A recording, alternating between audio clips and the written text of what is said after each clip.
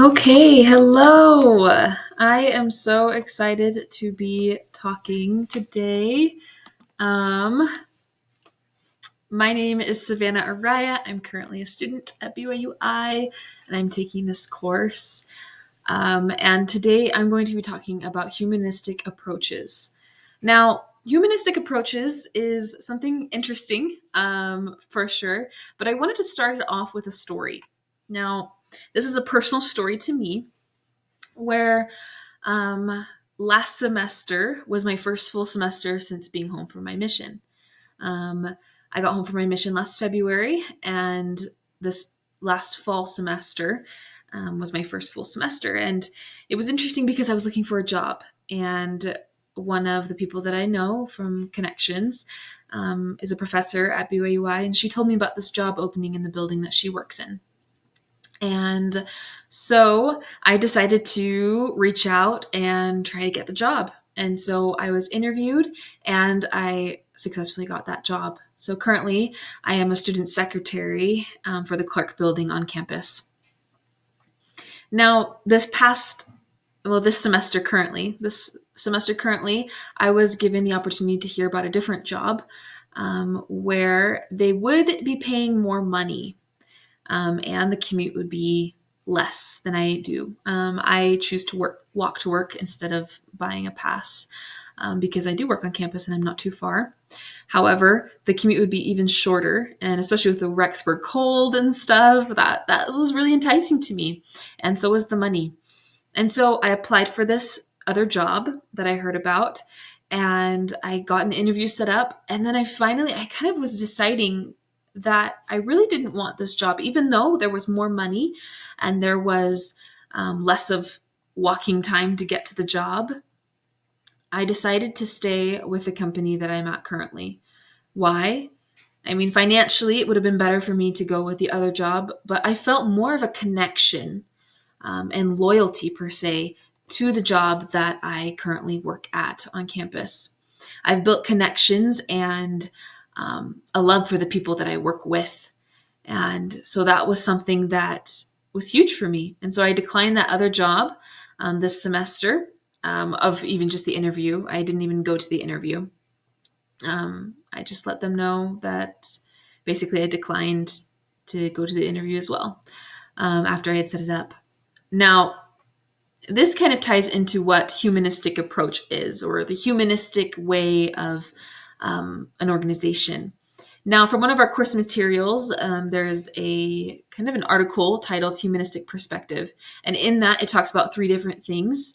One of them is how we want our needs to be met. You know, we want the things, for example, like our own self-worth. We want to feel like we are meant to be in that company and we are needed. The second thing is, are there connections within the company or the group that we work in? That was one of the biggest things that kept me with the company the job that I'm at currently, is the fact that I had connections with the people, and I loved the people that I worked with, especially the one that I sit right next to in the office. We've built such a strong connection with each other. I feel like that there was a sense of loyalty in that. Thirdly, those that are in charge give you a little bit more free thinking, therefore resulting in better work, in better, for me, attitude, better understanding, and feelings of connection. Now, for example, in my job, there are things that need to be done. However, let's say one of the things that I do is documentation for certain documents that we have that the students need to have before they can start lab in our child lab office or in child labs.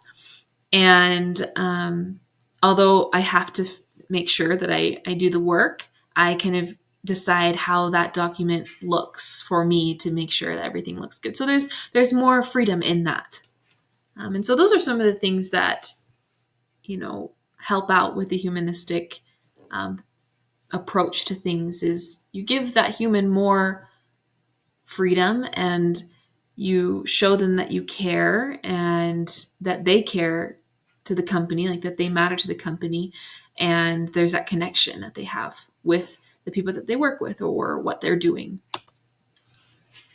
Now, This is another thing from the Harvard Business Publishing Education. It's one of the course materials that we were given in the class. And it talks about the 4 drives that underlie motivation. Now, these 4 things are the drive to acquire, the drive to bond, the drive to comprehend, and the drive to defend. Now, the second one I've underlined because I'm going to talk a little bit more about that one during this presentation. However, I screenshotted and cropped this little segment from something that wasn't given in our course materials, but from a different source that's titled What Motivates Employees. And in that, we see here that these are some of the highlights. I didn't do the lower levels of engagement, just the highest, the highly engaged. And they see, from this, we see that there's purpose and they have energy for the work, like it says in this. And that ultimately makes a good employee, somebody that sees what they're doing and why they're doing it and wants. It's not just they have to, but they want to help the company further or help the company in that way.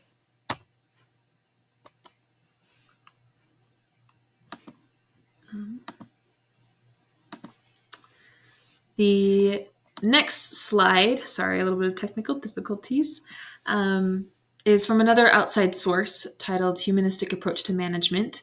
And this is from a management standpoint, but I loved that it said this, and I'm going to quote exactly what it says. And I quote, "Successful management means understanding a man, where basic psychological concepts are considered as guidelines on the road of a successfully accomplished job," end quote. And you'll be able to see from the Works Cited page where I found that. But really, ultimately, I love that it says means understanding a man or woman per se, for sure. But I put under that valued and understood standard-wise.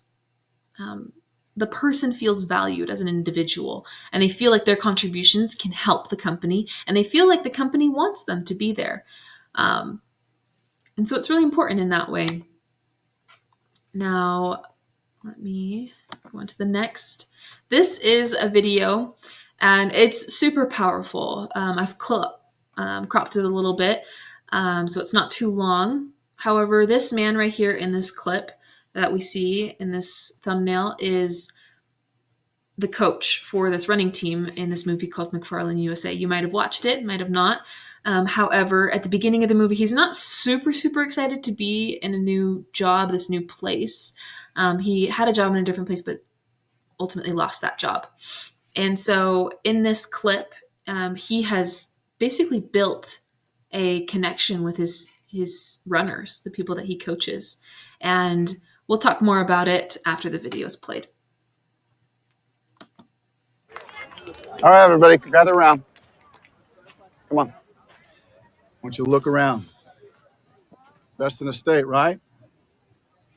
Every team that's here deserves to be, including you. But they haven't got what you got, all right? They don't get up at dawn like you and go to work in the fields, right?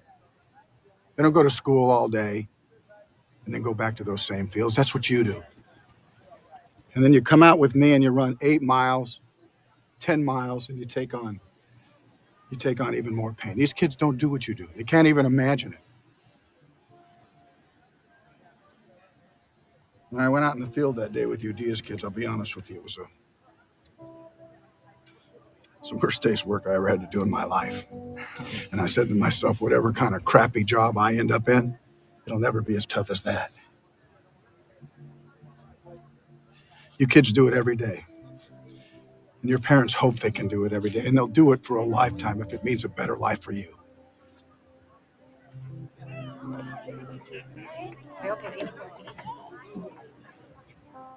You guys are superhuman. What you endure just to be here, to get a shot at this, the kind of privilege that someone like me takes for granted. There's nothing you can't do with that kind of strength, with that kind of heart. You kids have the biggest hearts I've ever seen.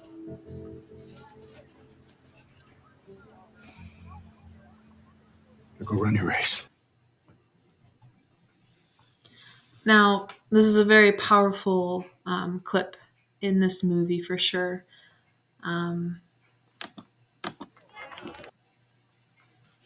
And 3 things that I've written on this slide is connection, care, and dedication.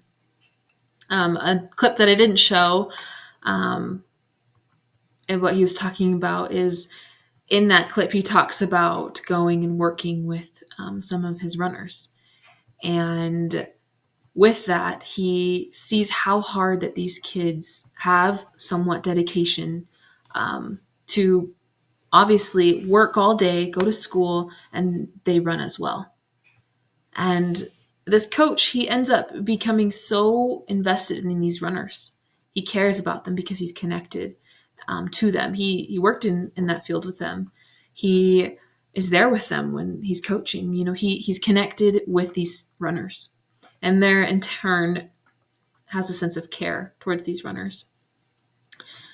And this is ultimately, for me, what humanistic approach is. You know, he sees them as humans, he sees them as a connection, and he has care for them, and he has dedication towards them. And therefore, there's loyalty in that, you know. Now, this is from another one of our class resources. I screenshotted this from the video Organization as Furbies, Humanistic and Human Resource video. And I had no idea, but Elder Bednar was an organizational consultant. And 3 things that were brought up in this video was for an organization to succeed, like it talks about, you have to attract those good people, like it says.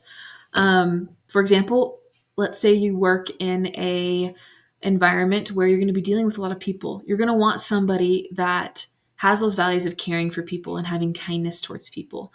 If you're in a customer service area, you're going to want people that know how to communicate to customers and know how to be able to love and to care and to meet the needs that these customers are needing.